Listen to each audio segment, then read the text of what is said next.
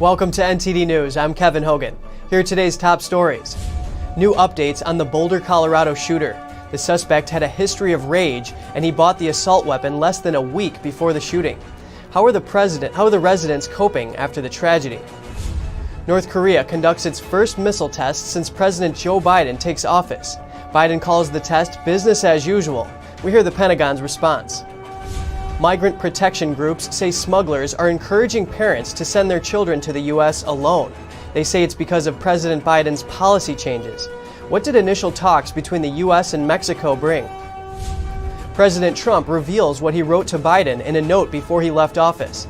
Biden never mentioned the contents publicly. And the House of Representatives holds a hearing on D.C. statehood. Democrats push for the district to become the 51st state. That would likely give Democrats 2 more senators.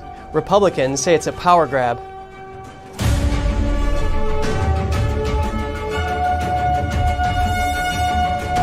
Mexico says they haven't come to an agreement with the U.S. on what to do about the migrant surge yet.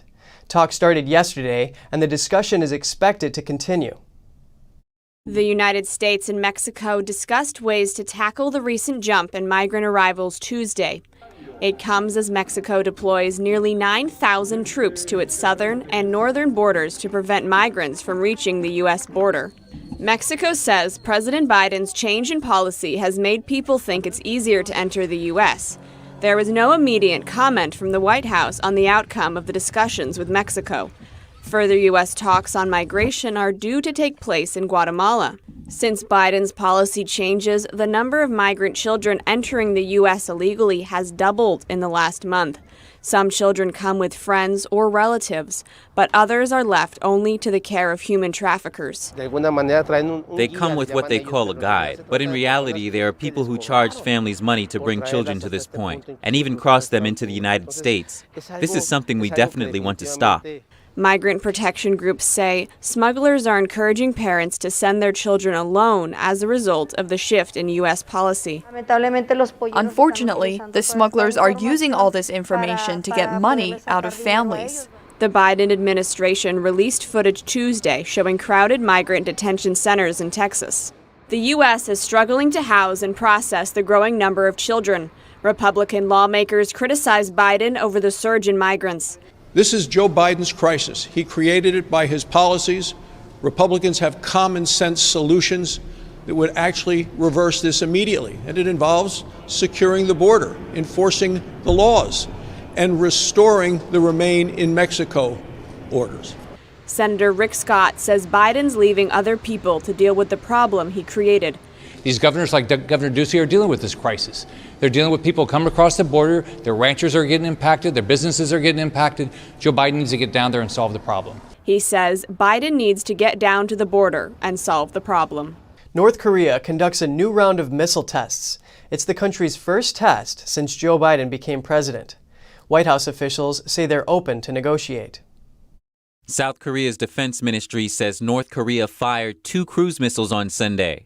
The missile tests follow recent threats from North Korean officials. The threats came in anticipation of South Korea and the U.S. holding joint military exercises. Kim Yo-jong, sister of North Korea's leader, issued the threats. She warned the new U.S. administration not to cause a problem. Biden says the missile tests are nothing new. According to the Defense Department, it's business as usual. There's no new wrinkle in what they did. Pentagon Press Secretary John Kirby says North Korea threatens the region. It's Pyongyang, it's Kim Jong-un that is threatening security and stability on the peninsula and the region through his weapons of mass destruction and his nuclear program, and that's what we're focused on. Secretary of State Antony Blinken asked China to pressure North Korea over its nuclear weapons program. North and South Korea are technically still at war. Kirby says the U.S. wants to negotiate peace. We all want to see a responsible end to this war that is sustainable and that's based on a negotiated political settlement. That's what we're all driving to. Relations between the U.S. and North Korea improved during the previous administration. Former President Trump met with North Korean leader Kim Jong-un 3 times. North Korea appears to have halted nuclear and long-range missile tests since 2017. Biden administration officials say they've reached out to North Korea asking for dialogue. They say there hasn't been a response. Former President Donald Trump reveals what he wrote to President Joe Biden when he left office in January. Biden never spoke publicly about the contents. In an interview on The Truth with Lisa Booth, he said the letter was a couple pages long and that he wished Biden good luck. Trump added that he wants Biden to do well, but that doesn't mean shutting down the Keystone Pipeline. Biden shut down the project the same day he took office. Trump hinted that Biden could be trying to enrich business for Warren Buffett, a Biden supporter, by having oil brought in on trains instead. Biden never made reference to the contents of the letter during interviews in January, but called it very generous. New information has come out about the Colorado shooter. It turns out the suspect was prone to rage and delusions. Apparently, he got the assault weapon he used 6 days before the shooting. And on top of that, police had prior encounters with him. Law enforcement officials gave information on 20-year-old Ahmad Alissa, who was accused of killing 10 people in Boulder, Colorado on Monday. They said he was prone to sudden rage and was believed to suffer from mental illnesses, including from delusions. And he was even suspended from high school for a sudden attack that left one of his schoolmates bloodied. Over the past few years, we've had a few contacts with the suspect. Those cases were in 2017, an assault that occurred in reference to a fight or an incident at Arvada West High School. In that case, the subject was issued a citation by the school resource officer for assault, intimidation, and menacing. Alissa had purchased an assault weapon just 6 days before the attack, according to an arrest affidavit obtained by the Associated Press. Investigators do not know where he purchased the weapon or his motive. The detective says officers train for tragic situations like these, where there is a loss of life and officers are asked to go in. In this case, tragically, Officer Talley was lost during attempting to save officers at the King Supers.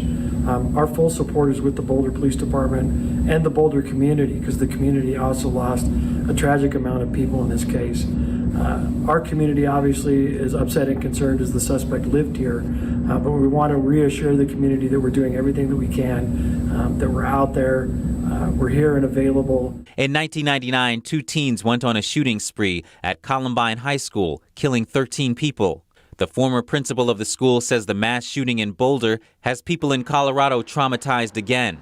And I think in Colorado, we've seen things, Columbine, we've seen Aurora Theater shooting, STEM Academy, Platte Canyon. We've seen so many, Planned Parenthood. And now it's to the point that we're in this state of, I think, disbelief. But I think the most important thing moving forward, and we're reaching out to help them. The victims of the attack include store staffers, a police officer, and a photographer. A memorial was set up outside a yoga and accessories shop owned by one of the shooting victims. Ahmad Alissa was booked into jail on Tuesday on murder charges, the day following the attack on the King Soopers grocery store in Boulder. His first court appearance is set for Thursday.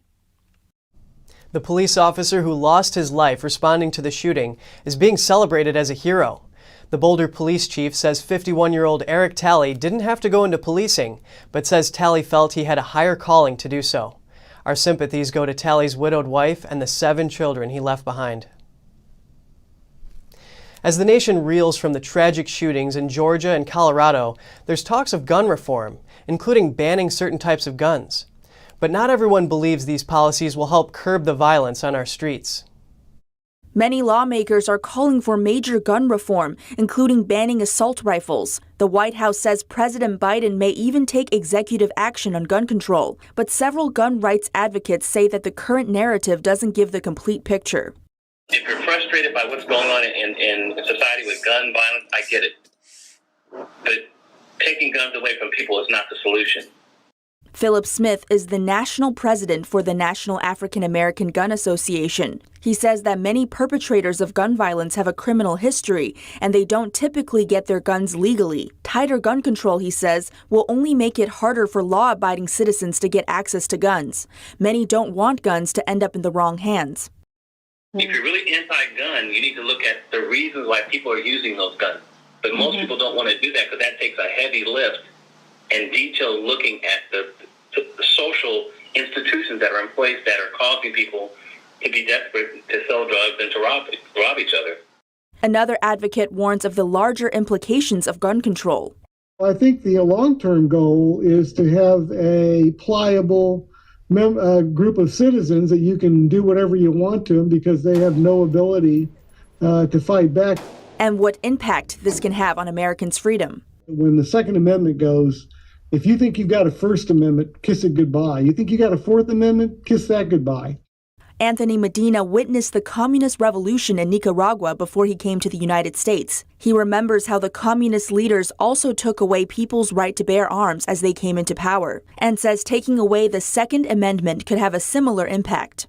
So they can then turn around and legally or create a law that will be then executed to then take the arms away.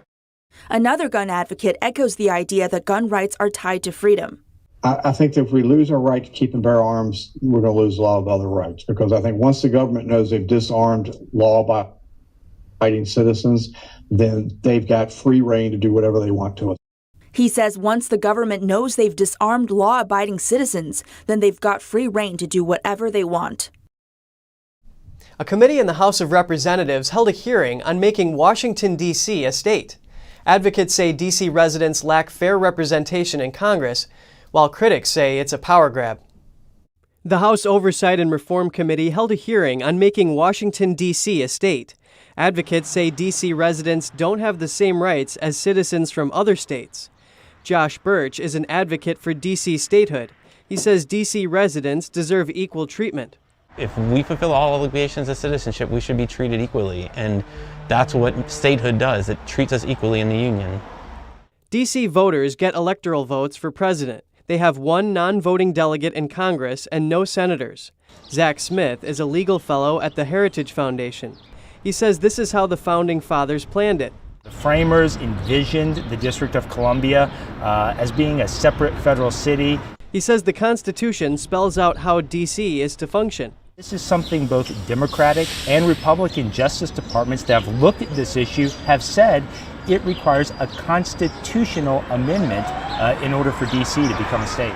The current House bill attempts to dodge the constitutional issue. It leaves a small federal district around the White House and federal buildings. The rest of the area would be the new state. Roger Pilson is a legal scholar with the Cato Institute. He says that strategy wouldn't satisfy the Constitution. The Constitution, as I read it and many others read it and have read it for a long time, does not permit that. Now, D.C. statehood is a partisan issue. The district votes reliably Democrat. At the committee hearing, Republican Representative James Comer called the move a Democrat power grab. A similar bill passed in the House last year on party lines. It didn't get through the Senate.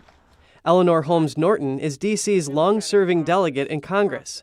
She notes that D.C. residents have been after equal voting rights for a long time.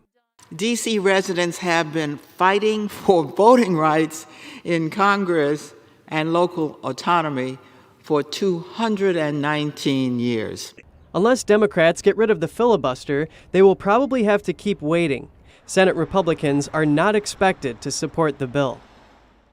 Fencing installed around the U.S. Capitol is being scaled back. Capitol Police tweeted all the fencing around the outer perimeter of the Capitol has been taken down. The public will again have access to the Capitol grounds, making way for the typical parade of joggers, cyclists, and others. Some streets near the building have also reopened to traffic. Capitol Police also tweeted the inner perimeter fencing remains, while the department works on security with law enforcement and Congress. The top U.S. Census official is asking for patience, though several state leaders say they've waited too long for the release of this year's once-in-a-decade census data. On Tuesday, Acting Director Ron Jarman blamed the holdup on the pandemic and the Trump administration. If census workers move at their current pace, the information will come out 5 months behind schedule. Ohio and Alabama are suing the Census Bureau, asking for the process to be accelerated. When asked if hiring more data reviewers would help, Jarman says that could actually cause the process to move more slowly. And still to come, we see that more big companies are considering leaving New York City over possible tax hikes. Many are looking to Florida for its low taxes and high quality of life. And a San Francisco cafe lets guests come inside for the first time in a year as business slowly creeps back. But not all of its normal customers are returning. Find out more on NTD News.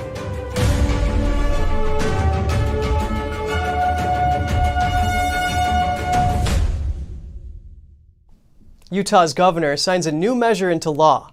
It requires smartphones and tablets sold in the state to include a filter blocking pornography. The governor signed the bill after what a spokesperson called careful consideration. Governor Spencer Cox told reporters recently that the surge of phone use has made it difficult for parents to police what their children watch. He said he thinks there's a problem with what pornography does to young brains. Now, lawmakers amended the bill to put off its activation until 5 other states approve similar laws. The American Civil Liberties Union of Utah argues the constitutionality of the bill wasn't considered enough and that it will likely be debated in court. The bill's sponsor, State Representative Susan Pulsifer, said the measure doesn't infringe on constitutional rights because adults can deactivate the filters. New York firms are considering leaving the city over high taxes. At least 20 companies already plan on moving to Florida. NTD's Jasmina Davis reports. Top New York firms are considering leaving the city over a possible tax hike. Many have already left, including Case Capital Advisors. It was absolutely driven by not only my new opportunity, but also driven by what I viewed as an insane tax structure in New York State and only getting worse. This is happening as politicians propose $7 billion in new state taxes. New York is already one of the most tax-burdened states in the nation. We'd raised our children in New York, right? I'd spent 40 years there. I participated in the whole New York lifestyle. But then when Trump was in office and they passed that Tax Reform Act, a lot of the big blue states got whacked in terms of deductibility of very high taxes.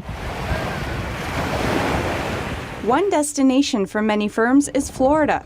Many want to move either part of their companies or their entire companies there, including Goldman Sachs and hedge fund Citadel and Elliott Management. Florida real estate firms seem pretty happy about this. It's one of the most tax-friendly states, and the tax benefits of Florida, they just go on and on and on.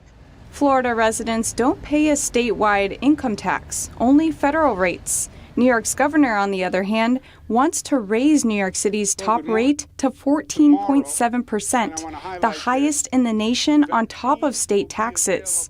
I'm seeing a lot of executives in a lot of the companies that I'm working with. A lot of them are moving there. Florida has an unbelievably high quality of life. It's like being on a vacation every single day. The weather's gorgeous. Even JetBlue, founded in New York back in the 1990s, is considering shifting a number of headquarter roles to Florida.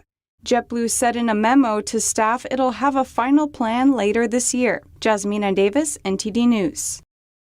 More than 250 New York business leaders have signed a letter to Governor Cuomo challenging the need for state tax increases. The leaders include the heads of financial companies like J.P. Morgan Chase, Blackstone, and big publisher Condé Nast. It looks like humans aren't the only ones enjoying the nice weather in New York City. In a rare sighting, 3 dolphins were spotted in the city's East River near Brooklyn. It's an unforgettable sight to see playful dolphins swimming along the river. One bystander took a video of the incident. You can see them swimming with the New York skyline and the clear blue sky in the background. Dolphins aren't usually spotted in this area, which makes this sighting so special. A year after the pandemic forced Chris and Amy Hilliard to temporarily close their 2 San Francisco Bay Area cafes, the news is suddenly good, with COVID-19 cases dropping sharply and staff getting vaccinated. But long term, the future of Oakland location remains unclear. Bagpipes played outside Farley's Cafe in San Francisco as customers went inside to order their coffee drinks, the first time the cafe had allowed customers indoors in a year. Natalie, we have an oat flat white. Natalie. It's a happy note after a long struggle. Farley's Cafe is one of 2 spots owned by Chris and Amy Hilliard that shut down for the first 6 weeks of the health crisis. Probably a month into the pandemic, I definitely say our future was in doubt. We just didn't know what was going to happen. They've won 6-figure paycheck protection loans to keep their staff on salary and got support from donors such as Golden State Warriors point guard Steph Curry. Now, as COVID-19 infections drop sharply in the area and most of his staff get vaccinated, customers are coming back. But so far, it's more of a trickle than a wave. Here in San Francisco, we're in a neighborhood, so sales were about 60% of pre-pandemic levels. And then I'd say it's slowly been increasing a little bit each week as the case counts have started to drop. Unfortunately, in Oakland, we're about 25 to 30% on any given day of the pre-pandemic levels because we rely on a lot of the office workers at that location, and they're just not there right now. Cafes are open, but many are still working from home. Downtowns are still quiet. Some economics professors are calling this a donut effect. Once vibrant city centers are hollowing out. So many spots just like ours that rely on the office workers being there, and I think we're going to all have to just see what happens come fall when there's a little bit more normalcy to life. They plan to reopen indoor dining in late April, and they are expanding elsewhere, opening a Farley's branded location at the San Francisco International Airport next month. And next up, personal protective equipment is posing a threat to the environment and wildlife. In Northern California, an environmental group is patrolling beaches for discarded gloves, masks, and disinfecting wipes. And big-name stores closed their doors while shooting incidents surge in Chicago. They're threatening living conditions in the city. More on that in just a moment.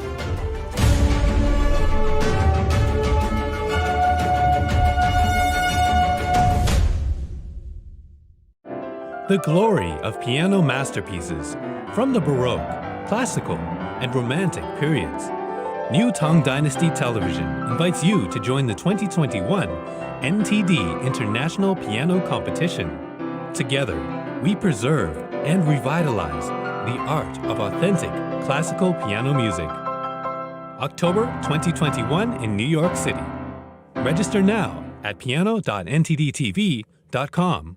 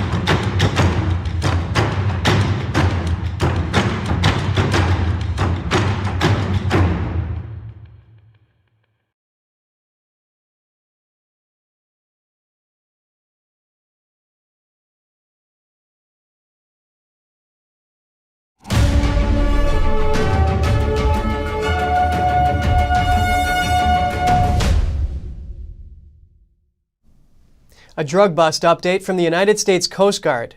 The force says it seized nearly $330 million worth of illegal marijuana and cocaine from Pacific Ocean smugglers between January and March.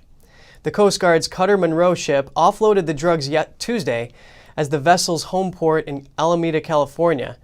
The large haul is a result of 15 interceptions on suspected smuggling boats by 3 Coast Guard cutters and 1 Navy vessel. The Coast Guard says it intercepted a group, on average, every 90 hours for 45 days straight. Before the Monroe arrived in Alameda, the crew transferred a dozen detainees to law enforcement in San Diego. Face masks and gloves have become part of everyday life for now, but discarded pieces of PPE pose a threat to the environment and wildlife. NTD's Andrew Thomas has the story. The Pacific Beach Coalition in California has been doing monthly beach cleanups just south of San Francisco for nearly 25 years. They say over the past year, in addition to the usual cigarette butts and food wrappers, they've seen a dramatic increase in discarded PPE supplies. Over the past year, they said they're picking up an average of 300 PPE items a month, including disposable masks, latex gloves, and disinfecting wipes. Of the data that got recorded, we're finding like nearly 300 masks and gloves every month, right, on average. And that's just in what people are recording. And so the problem is horrible. They're all made of plastic. There's plastic in them. A study last year in the Environmental Science and Technology Journal found that nearly 130 billion masks and 65 billion gloves are used around the world each month. A significant portion of that ends up in oceans. And the increase is already affecting wildlife. At the Marine Mammal Center in Marin County, a rescued seal pup is being taken to a recovery pool. The facility cares for all kinds of marine life, and biologists here are raising concerns that PPE pollution is becoming a major threat. So if you are going to dispose of your mask, cutting these loops can actually make a really big difference. You then have the issue of ingestion as well, and that's when they're mistaking these things for food. And it can be either the full thing, or over time, as plastic degrades, it can become an issue. Back on the beach, volunteers are collecting buckets of trash. The public is being asked to properly dispose of PPE and is encouraged to choose reusable cloth masks when possible. Andrew Thomas, NTD News. If you're dying to vent about your slow internet service to someone who might be able to help, now's your chance. The Federal Communications Commission wants to know how slow your internet is. The agency just announced a new outreach initiative on its website to gather consumer broadband experiences. They'll be asking customers directly for first-hand accounts about availability and disparities in internet access. It's part of the FCC's effort to improve the accuracy of its existing broadband maps. It will also impact future decisions about where service is needed. The quality of life in Chicago seems to be falling. Several retailers like Macy's closed their doors while the number of shootings remains high. NTD's Don Tran has the details. While some parts of the U.S. recover from the virus pandemic, others are still feeling its impacts. The Magnificent Mile, Chicago's premier shopping district, lost quite a few retail stores. Macy's, which did business in the Mag Mile for 45 years, closed. Other names like Gap and Express also closed their locations. Some people visiting the shopping district are worried and disappointed. I worry about the people that are employed with the stores and yeah, I do. I worry about all the monopolies, Amazon taking over, and because I like the smaller businesses, and it seems like those are the ones that are impacted. I'm a writer, so I was really hoping to see the museum, the Writers Museum, and that is closed, and several other attractions are closed. I'm actually going to the 360 building, so that's the only thing I could book. Others said they aren't that concerned about the closures. I mean, look at the, it's still vibrant. There's still people on the streets. I would like to see the Magnificent Mile more of a draw for locals, though, instead of shopping, more, restaurants that locals might like. But it's not just reduced business activity people in Chicago have to deal with. Citywide gun violence is continuing to soar. Shooting incidents reported in February were the highest they've been for the month in the last 4 years, according to the Chicago Police Department. One resident said the city should focus more on handling the gun violence. Especially for the little kids that are getting shot. Some residents also said there have been more homeless people in the streets. They hope for the day that things go back to the way they were. Don Tran, NTD News. And just ahead, we hear from the Navy's head of command in the Indo-Pacific region. He says Communist China could seek to invade Taiwan sooner than expected, and that the U.S. needs to make urgent preparations. And the head of Tencent meets with antitrust regulators in China. It could be another sign of further crackdowns on homegrown tech companies by the regime. More on that on NTD News.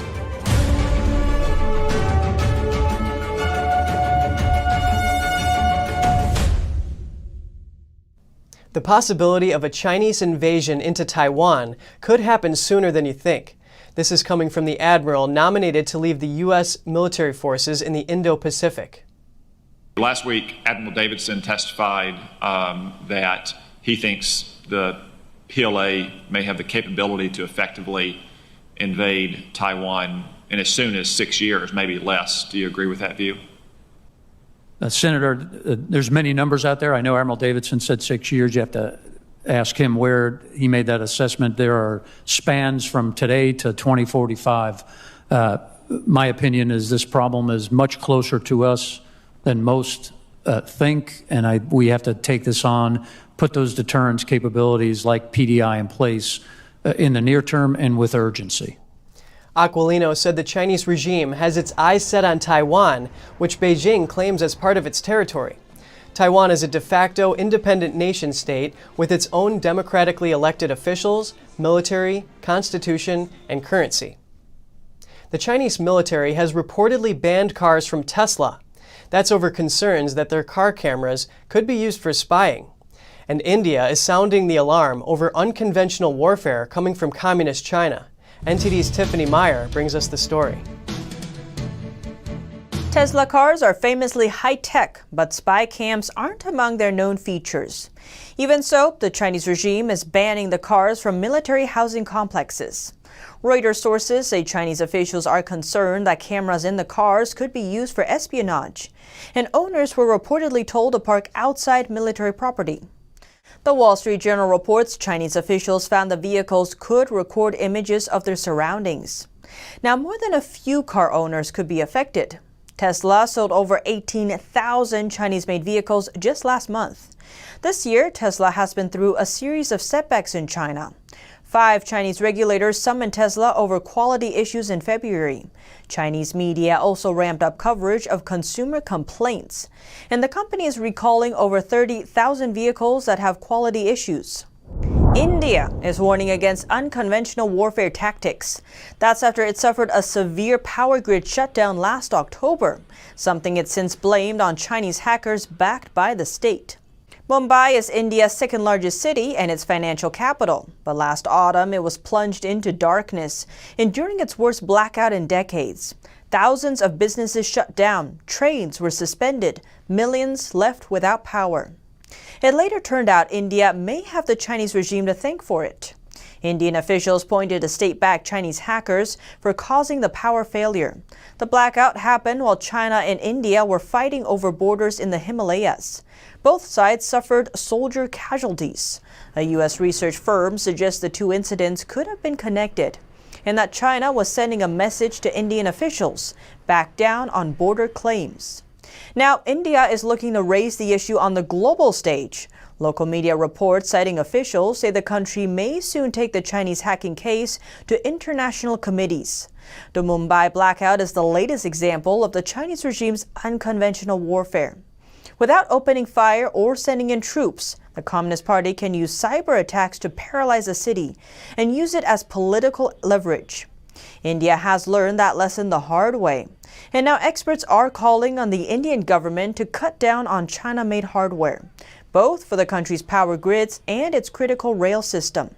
American experts are raising similar concerns. The U.S. currently relies on at least 200 power transformers made in China. The hardware is essential for delivering electricity to homes and businesses. Back in 2018, one Chinese company claimed that their gear supported 10% of New York City's power grid. But last year, U.S. authorities seized the company's products, citing national security investigations. China-made transformers were also previously found to include extra electronics that shouldn't have been there.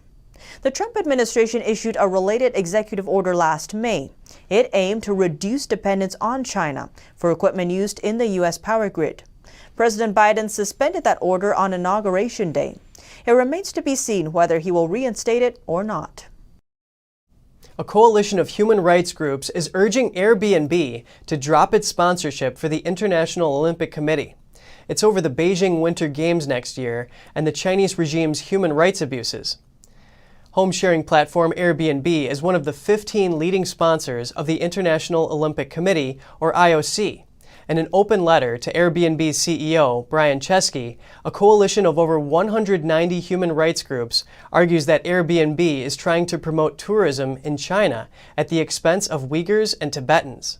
It says Airbnb is glossing over Communist China's horrifying human rights record. The communist regime has detained an estimated 1 million Uyghur Muslims in the Xinjiang region. Airbnb signed up to be a top sponsor for the IOC in late 2019. Human rights groups are also sending a similar message to other IOC sponsors. Some are calling for a boycott of the Beijing Winter Games. On the other hand, the IOC says it will not move the 2022 Winter Games out of Communist China and that it will maintain what it calls political neutrality. China's biggest social media and video games company, Tencent, reportedly met with China's antitrust watchdog officials this month to discuss compliance. The boss of Chinese tech giant Tencent has had meetings with Beijing's antitrust regulators in what may be another sign of a crackdown on the country's digital economy. Tencent is China's biggest social media and video games company and is Hong Kong's most valuable stock, with a market capitalization of $776 billion. Sources say its founder, Pony Ma, visited the State Administration of Market Regulation office this month. At the meeting, which the sources say Ma had requested, the two parties discussed how Tencent could better comply with antitrust regulations. The sources say officials are looking into monopolistic practices by Tencent's WeChat, China's most popular messaging app. Tencent is not the first company to come into Beijing's crosshairs. Late last year, an antitrust investigation was launched against billionaire Jack Ma's Alibaba business empire. A blockbuster IPO for its Ant Financial platform, set to have been the biggest in history, was also suspended by Chinese regulators. And just ahead, one of the world's largest ships runs aground and blocks the Suez Canal. Tugboats can't seem to dislodge the 1,300-foot ship to free the busy waterway. And floods in eastern Australia leave farm animals without access to food, so friends and neighbors are helping deliver feed and rescue other animals from the area. All that and more on NTD News.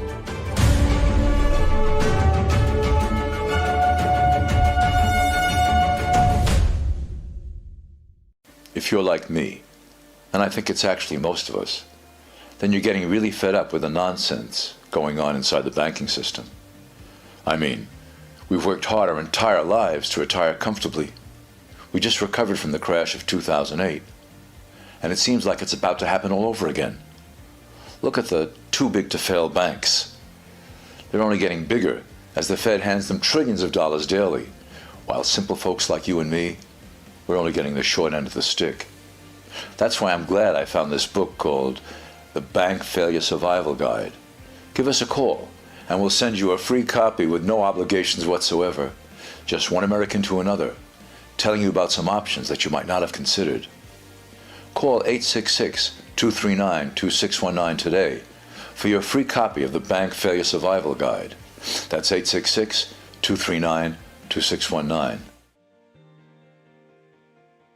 When you look at TV networks in America, a soundbite and fight-it-out culture prevails on news and commentary programs. As a Canadian, I'm fascinated with America, and I wanted to offer American thought leaders an opportunity to share their thoughts in a deep dive format, where we can explore their ideas together. And so American Thought Leaders was born. The world's most brilliant thinkers believed that open discourse was the key to greatness.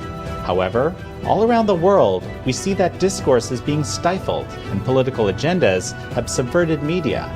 The Epoch Times launched its Global Thought Leaders program to bring back this great tradition of free thought. As the host of American Thought Leaders, every week I interview some of the most intriguing minds on the most pressing issues of our time.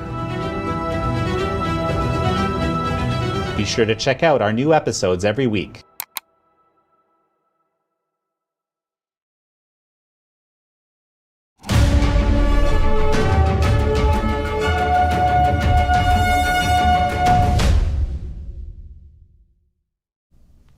Eight tugboats were attempting on Wednesday to free one of the world's largest container ships, an over 430-yard behemoth that ran aground in the Suez Canal, blocking one of the world's most important waterways. One of the largest shipping containers in the world, a 400-meter and 200,000-ton vessel, has run aground in the Suez Canal, blocking one of the most important waterways in the world. Around 12% of trade by volume passes through the canal, which connects Europe and Asia. It's also a major source of hard currency for Egypt. Cargo trucks were lining the port entrance and ships were being diverted to an older canal after the vessel called the Ever Given ran aground on Tuesday morning, according to the Bernard Schulte Ship Management, or BSM. The Canal Authority says the mishap occurred because of bad weather. 8 tugboats were attempting to free the canal on Wednesday morning, but some delays to shipping are expected. BSM said all the crew are safe and accounted for, and that there have been no reports of injuries or pollution. We have an update on the historic flood in Australia. The bodies of 2 individuals have been recovered. Here are the details. 2 deaths caused by Australia's worst floods in decades were reported on Wednesday. It's the first deaths linked to wild weather in recent days. The bodies of 2 men were found in separate cars trapped by floodwaters in Sydney's northwest and in the neighbouring state of Queensland. Meanwhile, Prime Minister Scott Morrison flew over many of the affected areas of Sydney on Wednesday and pledged to support those affected by the disaster. The damage will indeed be great, and the government will be supporting each and step of the way as we go through the clean-up and the recovery process in partnership with the New South Wales Government. Torrential rain has sparked flash flooding, bulging rivers and major dam overflow. More than 40,000 people have been forced to evacuate. The scale of the damage is still being tallied, but the country's peak insurance body estimates damage claims to around $193 million across the states of New South Wales and Queensland. And it's not over yet. Forecasters said the weather system will shift to the island state of Tasmania on Wednesday. Australia's torrential rains are also causing major problems for resident animals. Many farm animals have been stranded with limited food, but friends and neighbors are making special deliveries by boat to help. NTD's Andrew Thomas has the story. This barge full of hay arrived at a rural property in Sydney's outer suburbs on Wednesday. As it approached, horses there started eating straight off the boat. The delivery is one of many going to areas impacted by severe flooding. It's the worst recorded in Australia's east in more than half a century. Resident Deanne Thompson said the horses had been shifted to higher ground since the rain started last week, but their feed options have been limited. We've got plenty of grass on the up here, but this is what they love the most. So yes, it's been over a week now, hasn't it? It's been a week that we've been moving them up and up and up and up. There have also been a number of animal rescues, with boats used to move dogs, cattle, and even an emu away from the floodwaters. Thompson's home is still standing, but road access has been cut. This is insane. So we've been hoping that the house was going to withhold, and it has, so we are very, very fortunate, unlike some. But all the creature comforts are all gone, but that's okay, isn't it? It's okay. More than 40,000 people have been forced to flee their homes in Australia due to flash floods. Authorities issued new evacuation orders on Wednesday for residents in Sydney's western regions. They've been directed to move to safe zones. Andrew Thomas, NTD News. We have an update on vaccines in Europe. It appears the European Union will now continue to be able to use vaccines for themselves, instead of sending them to other areas that may not need them as much. Here are the details. The European Union is finalizing emergency legislation which could block exports of COVID-19 vaccines to the UK and other countries with higher vaccination rates. The move marks a sharp escalation in the EU's response to a floundering vaccination rollout at home, beset by delivery delays, supply issues, and a third wave of the disease. According to one EU official, the new regulation is aimed at making vaccine trade reciprocal and proportional, so the EU can no longer export more than it imports. The EU has watched doses manufactured in its territory being used to advance vaccination campaigns elsewhere, like Israel and Britain, while its own program has faltered, much to the anger of its population. The UK stands to lose the most by the new rules, as the biggest benefactor of EU exports thus far. British Prime Minister Boris Johnson said Tuesday the UK did not believe in imposing vaccine blockades and would work with EU authorities to ensure the delivery of vaccines it has ordered. The new regulation will likely hit vaccine maker AstraZeneca, which found itself in hot water with the EU after announcing a steep cut in supplies to the bloc in January, citing production problems. It could also affect vaccines made by Johnson & Johnson, which has announced delays in its second quarter supplies to the EU. The government has revealed details of what it says is the biggest shakeup to the British military since the Cold War. It means fewer tanks, more robotic ships, and a new role for the Royal Marines. More robots in the sky, but fewer boots on the ground. That's part of the government's ambitious military refit. The armed forces, working with the rest of government, must think and act differently. They will no longer be held as a force of last resort, but become a more present and active force around the world. The budget is up by 14% over the coming 4 years, but troop numbers will drop to record lows. The Army's increased deployability and technological advantage will mean that greater effect can be delivered by fewer people. I've therefore taken the decision to reduce the size of the Army from today's current strength of 76,500 trade-trained personnel to 72,500 by 2025. The government described the official defence review as the biggest shake-up since the Cold War. It marks a shift from mass mobilisation to information age speed, readiness and relevance for confronting the threats of the future. It's part of a broader review of foreign policy. The government is pumping money into developing military space and cyber capabilities, along with unmanned aerial systems. But the new plans will also reduce tanks, and logistical warhorses like the Hercules transport aircraft will be retired early. That raised concerns among some military analysts. Historically, the British Army had 1,200 main battle tanks at the start of the First Gulf War, 1990. It's now going to be reduced from a current fleet of 227 to just 148. So that's enough for 2 armoured regiments, which is almost, it's not even a token amount. It's not even a token force. There is very little you can do with 2 armoured regiments in the grand scheme of things. Meanwhile, the Royal Marines are becoming SAS-style Special Operations Forces, the future Commando Force. They will be joined by another Special Ops regiment, the Rangers. So it's this much more light footprint, expeditionary in nature deployment capability the Marines will have going forwards. The MOD wants them to tackle what is called grey zone competition. That means hustling for advantage with the likes of China and Russia without firing a shot.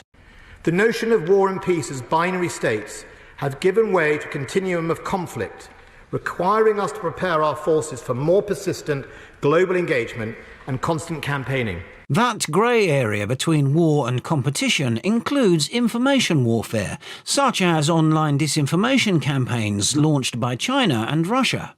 With the Special Forces almost leading on this in collaboration with both MI6 and GCHQ, you're blending traditional capabilities and non-conventional capabilities with the intelligence and the cyberspace. So it's very interesting going forwards, absolutely. The Navy too is being refitted to face threats of a digital age. 13 minesweepers will be replaced with a fleet of robots. And a new spy ship will be built to protect the underseas cables that keep the nation hooked up to the internet. And coming up, Disney delays the release of its latest Marvel superhero movie, Black Widow. The company had hopes for a healthy summer movie season, but the box office hasn't returned to normal. More on that in just a minute.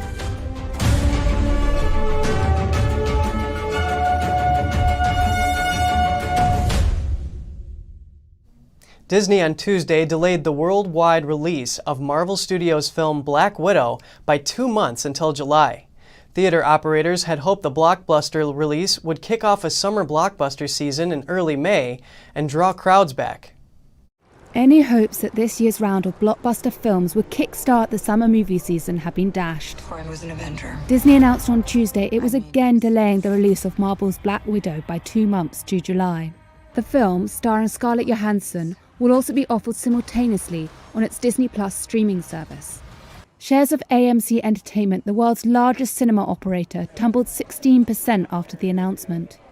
As part of a massive shake-up of its movie slate, Disney is delaying a whole handful of films, including Shang-Chi and the Legend of the Ten Rings, as well as Free Guy. I really want to kiss you. In another blow for box office sales, the company is focusing more on its streaming service. Pixar's animated coming-of-age adventure Luca will launch exclusively on Disney+. And Cruella, which hasn't been delayed, will also be a simultaneous release. Other Hollywood studios have made similar moves to Disney. Warner Brothers is offering all of its 2021 theatrical films on the HBO Max streaming service on the same day. It has, however, agreed to keep to a more traditional release pattern in 2022. But like Paramount and Universal, it will be reducing the number of days films are shown exclusively in cinemas. Let's turn our attention to health now. Meditation practices are seeing a boost in popularity. They offer a potent option to those seeking peace and healing in these trying times. Welcome to Strong Mind and Body, I'm Gina Marie. Meditation is a practice of calming and focusing the mind. There are a variety of methods and some of them go back thousands of years. Now, the modern world is seeing a surge of interest in this quiet, ancient practice. According to Dr. Margaret Trey, a meditation researcher and an integrative counselor who uses meditation in therapy, there have been a wealth of studies over the past 50 years validating the health and wellness benefits of this practice. She points to studies that show increases in happiness and positive thoughts. It has also been found to decrease anxiety and substance abuse while improving resilience and general psychological well-being. Trey wanted to examine a meditation practice known as Falun Gong. She turned to a research method synonymous with social science, a survey. In 2007, as part of her doctoral dissertation at the University of South Australia, Trey administered an online survey comparing the health and wellness effects of Falun Gong practitioners measured against a control group of non-practitioner participants. The results detailed in Trey's latest book, The Effects of Falun Gong on Health and Wellness, strongly suggest that practicing Falun Gong has a positive effect on both physical and emotional health. One reason that Trey wanted to research Falun Gong is that it has seen very little scientific investigation. Falun Gong is the largest and fastest growing meditative practice in Chinese history. The promise of better health was a big reason why people took it up. Up until the Chinese government outlawed the practice in 1999, Chinese officials were singing its praises, claiming that it could save the country a bundle in healthcare costs. According to one estimate, if 100 million people practiced Falun Gong, China could save 100 billion yuan per year in medical fees. Independent large-scale health surveys conducted in 5 Chinese provinces helped support this claim. Researchers found that more than 90% of respondents, or 31,000 individuals, reported having a variety of illnesses before they started Falun Gong, and 98% of them reported gaining significant health benefits as a result of adopting the practice. Researchers continue to validate this trend. A 2013 study from the United States examining the cognitive and physiological effects of Falun Gong showed that the practice boosted energy levels and mood and elicited lasting psychological benefits. In addition to a seated meditation and 4 standing exercises, Falun Gong practitioners also strive to meet a high moral standard in daily life. At the heart of the practice is the book Zhuan Falun, Turning the Law Wheel, which discusses how to live by the principles of Jin, Shan, and Ren, which is truthfulness, compassion, and forbearance. Thanks for watching. And that's all for now. Catch us again tonight at 6:30 Eastern. I'm Kevin Hogan.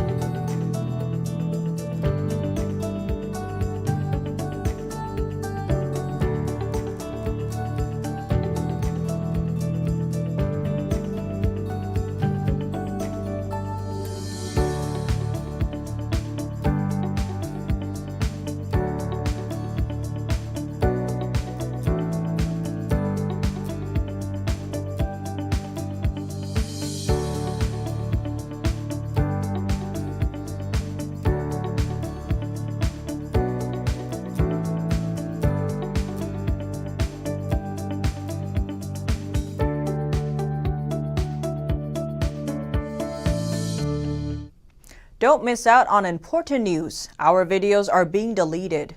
So if you don't want to be cut off from honest news, take a moment to sign up for our newsletter at newsletter.ntd.com so you don't lose access to NTD. Go to newsletter.ntd.com to sign up for our evening newsletter.